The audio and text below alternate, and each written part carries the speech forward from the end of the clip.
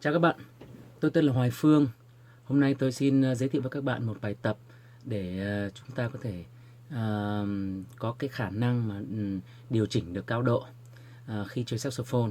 Đây là một cái vấn đề rất là thường hay gặp cho những bạn mà bắt đầu học kèn saxophone, và thậm chí cả những bạn mà nhiều khi đã chơi lâu rồi nhưng mà không có để ý, thì là khi chúng ta thổi chúng ta thường hay bị cao một số những cái nốt như là những nốt re, re thăng, mi ở âm độ giữa.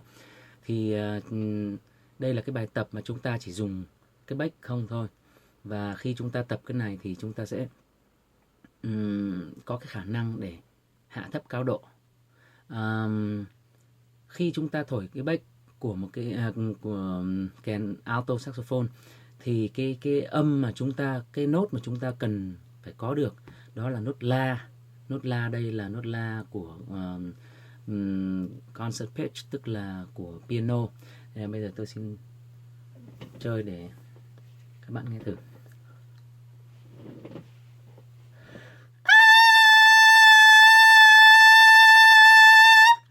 Các bạn có thể thấy là khi tôi thổi thì cái nốt la này, khi tôi thổi nốt này thì cái nốt ra làm sao mình cố giữ cái nốt nó thật là thẳng, hơi đầy. Cái âm lượng của nó thì khoảng là forte, chứ không có thổi nhỏ hoặc là to lớn quá. Tôi thổi lại một lần nữa. Thường những bạn mà khi mà thổi nốt này mà thổi hiện ra mà thành cái thói quen mà thổi ra một cái mà nó rất là cao chẳng hạn,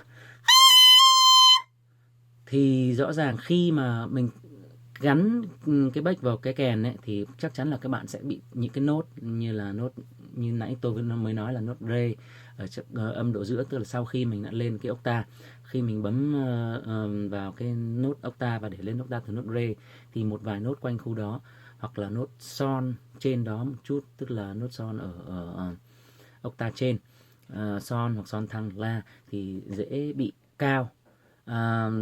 Nguyên nhân là bởi vì chúng ta cái hơi của chúng ta đẩy theo cái chiều hướng đi lên, và cái hơi chúng ta đẩy quá mạnh, cái tốc độ của hơi nó quá nhanh làm cho cái dăm nó rung nhanh, và khi dăm nó rung nhanh như vậy thì cái nốt nó sẽ bị phô theo chiều hướng cao.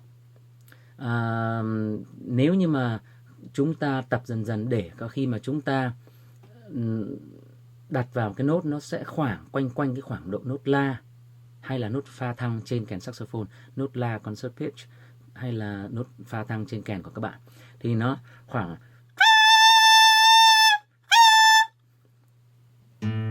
ok, khá chuẩn. Ở đây hoàn toàn tôi chỉ nghe bằng tai và tôi theo cái cảm nhận quen thuộc của mình khi mình ngậm kèn, chứ không hoàn toàn tôi không có dùng tuner để tune. Khi mà chúng ta tập nhớ khi mà chúng ta tập mà chúng ta thấy là âm này của chúng ta bị quá cao ấy, thì có nghĩa là cái lưỡi của bạn đang nói hiện cảm giác ở trong miệng bạn nói là thành âm y thay vì là âm o. Thế thì bây giờ trong miệng khi mà mình ngậm kèn vào thì nó o thay vì y, o thay vì y. Khi y ấy, thì tức là cái lưỡi của bạn nâng cao lên, thì cái lưỡi của bạn nó nâng cao lên thì nó sẽ tạo ra một cái khoảng trống rất là nhỏ, nó tạo ra âm y. Khi tạo ra khoảng trống nhỏ này thì hơi đi qua nó sẽ mạnh hơn. Còn khi bạn hạ thấp cái phần đầu của cái lưỡi xuống ấy, và tạo ra cái khoảng trống trong cái khoang miệng lớn hơn, thì cái tốc độ của hơi nó sẽ ra chậm hơn. Và khi tốc độ hơi nó ra chậm hơn thì chúng ta có thể đưa cái cao độ của cái nốt xuống. Thay vì là chứ bây giờ tôi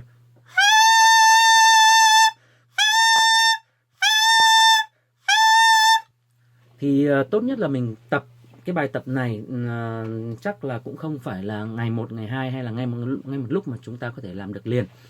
Còn tùy theo mỗi người và cái khả năng và cái thói quen trước đây chúng ta bị cao như thế nào. Thì tôi khuyên là các bạn cứ tập dần với cả một cái tuner để mình có thể mình xem được là mình cao đến mức như thế nào và cố gắng điều chỉnh để hạ xuống cái nốt của mình khi đặt hơi vào là bình thường ra là chúng ta đặt ngay vào nốt la. Rồi chúng ta sẽ tập thổi nốt dài trên cái nốt la này.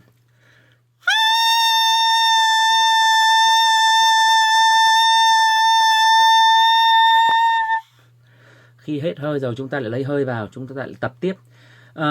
Các bạn lưu ý là cái phương pháp tập này đòi hỏi chúng ta cũng phải có một cái thể lực cũng tương đối, bởi vì khi chúng ta thổi không vào kèn mà chỉ vào cái bec như thế này thì bao nhiêu hơi vào là nó sẽ ra liền và bạn có thể không thổi được lâu nhiều. Các bạn cứ từ từ lượng sức của mình, đừng có thổi cố quá mà các bạn sẽ bị hoa mày chóng mặt và có thể nguy hiểm. Cho nên là khi thổi các bạn có thể ngồi xuống bình thường, như hiện tại tôi đang ngồi xuống như thế này và thổi lại. Cứ thổi thế một lúc, tức là lấy hơi đầy và mình thổi nốt la với độ mạnh là forte và thổi cho đến khi nó hơi bắt đầu mình đuối hơi rồi thì bắt đầu mình có thể mình nhỏ lại và ngắt nốt và bắt đầu lấy hơi ra, lấy hơi vào lại thổi ra tiếp. Xin làm lại.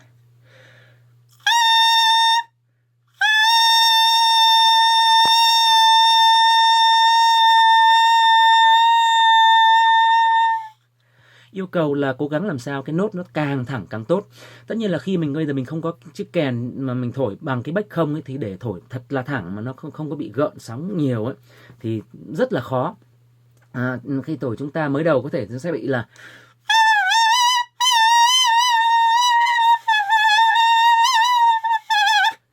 thì đó là cái rất là thường gặp. Chúng ta cũng đừng có nên quá nóng vội. Cố gắng tập làm sao để cho nó thẳng dần ra, càng ngày chúng ta sẽ tốt hơn.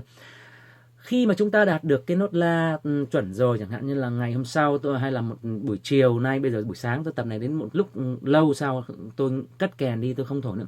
Thì khi tôi quay lại, tôi dở kèn ra tôi thổi thì làm sao cố gắng làm sao mình lại đạt được cái nốt.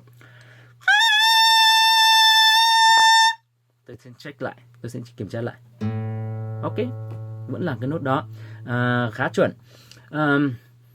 Thì sau một thời gian mà mình tập đã được cái nốt la này khá chuẩn rồi thì bắt đầu mình tập để mình có thể xuống được nữa. Mỗi lần chúng ta sẽ cố gắng là hạ cái lưỡi xuống một chút, để xuống nửa tông, nửa cung một lần. Xong chúng ta lên lại nốt la. Và tiếp theo tôi, ví dụ như là bây giờ tôi đang la, xong tôi xuống la dáng, xong tôi lên la, xong tôi xuống son, xong tôi lên la lại, xuống pha thăng, xong lên la lại và tiếp tục tôi cứ lên và xuống, mỗi lần xuống thêm nửa cung. Bây giờ tôi xin làm thử. Và các bạn, một điều các bạn lưu ý là các bạn để ý là trong cái khoang miệng của tôi có thay đổi là do cái lưỡi, để tạo ra khoảng trống thêm cho cái chữ o, u,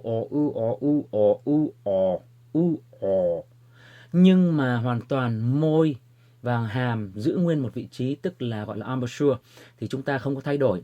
Một số người có thể tạo ra được cái thay đổi về cao độ bằng cách là các bạn thấy là trong trường hợp này tôi thả lỏng cái hàm và thả lỏng môi ra thì cái cao độ nó đi tụt xuống.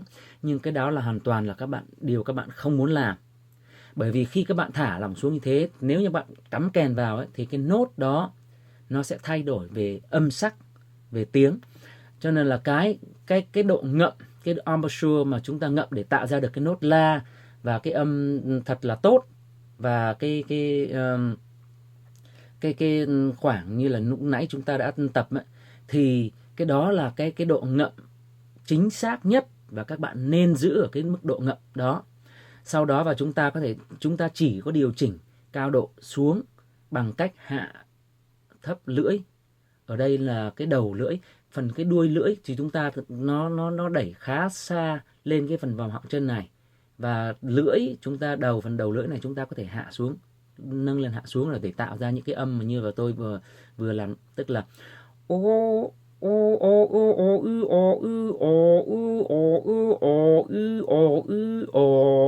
chẳng hạn như vậy. Thì bây giờ tôi xin thổi trên cái bec.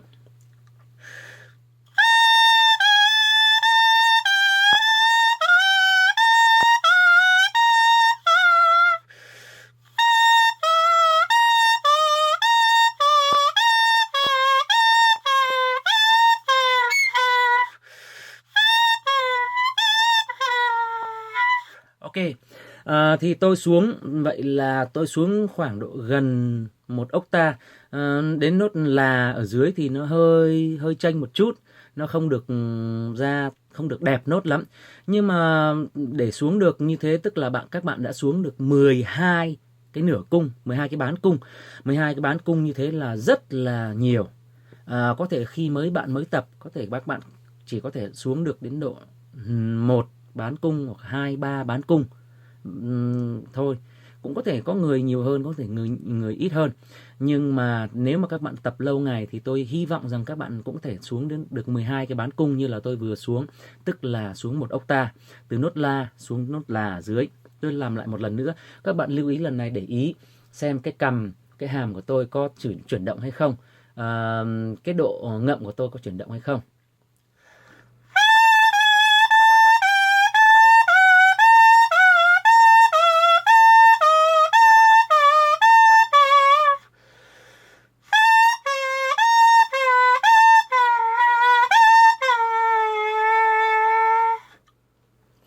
Vậy là tôi đã xuống được 12 cái bán cung. Và bằng cách này rồi dần dần các bạn có thể tập thêm, là các bạn có thể dùng những cái nốt ở trong một cái bài hát nào để tập với cái này. Ví dụ như là bây giờ tôi thổi.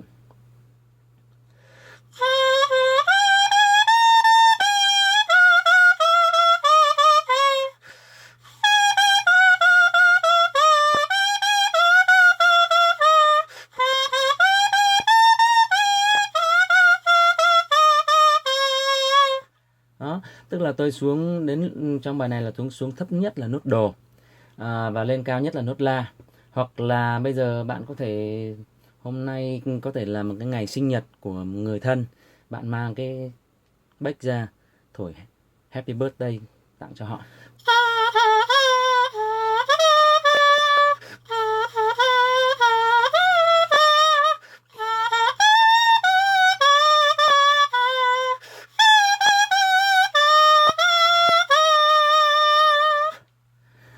Đó là tôi chỉ nói đùa thôi, chứ tôi mong rằng là các bạn không có lấy bec ra để hát tặng, thổi tặng Happy Birthday cho một người thân, bởi vì người ta sẽ ghét bạn sau khi nghe bạn thổi cái bản này bằng cái bec không. Các bạn lưu ý rằng cái âm chuẩn mà tôi dùng vừa rồi là nốt la, là chỉ dành cho bec của kèn alto thôi. Còn của soprano sẽ là nốt đố, và của tenor thì sẽ là nốt son. Và nếu các bạn có chơi baritone ấy, thì các bạn cần phải đạt được nốt rê. Vậy thôi, tôi chúc các bạn sẽ thành công trong cái bài tập này. Xin chào các bạn.